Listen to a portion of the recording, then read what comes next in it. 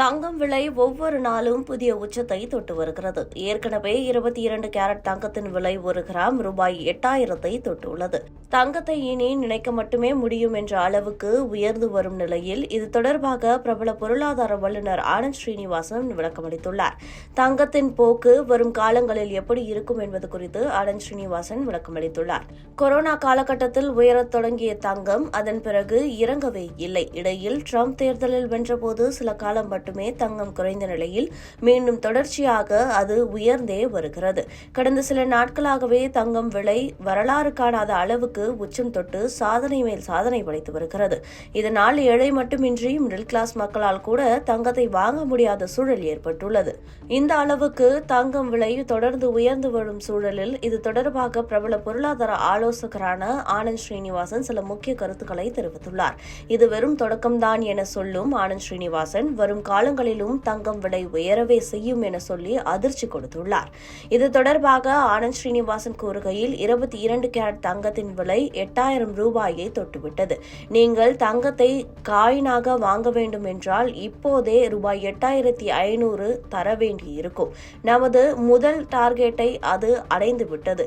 24 carrot தங்கத்தின் விலை 9,000 ரூபாயை தாண்டிவிட்டது. இப்போது தங்கம் விலை அடுத்து என்னவாகும் என்பதே பலருக்கும் உள்ள கேள்வியாக இருக்கிறது. தங்கத்திற்கான டார்கெட்டை ரூபாய் 10,000 உயர்த்திக் கொள்ளுங்கள். ட்ரம்ப் செய்வதை பார்த்தால் நிச்சயம் தங்கத்தை ரூபாய் 10,000 எடுத்து சென்று விடுவார் என்றே நினைக்கிறேன். 2 ஆண்டுகளில் தங்கம் விலை இந்த நிலையை அடைந்துவிடும்.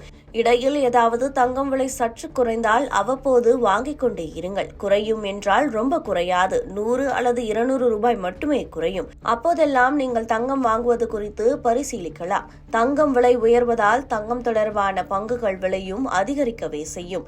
நிலைமை இப்படி இருப்பதால் நாம் தங்கத்தை பற்றி கவலைப்படவே வேண்டாம். அமெரிக்காவிலேயே தங்கம் விலை உயர்ந்து ஒரு அவுன்ஸ் தங்கம் $3,000 தாண்டும் என்கிறார்கள். ஒருவேளை அப்படி $3,000 தாண்டினால் இந்தியாவில் அதன் விலை 8,500க்கும் அதிகம் பிளஸ் ஜிஎஸ்டி என்று ஆகிவிடும்.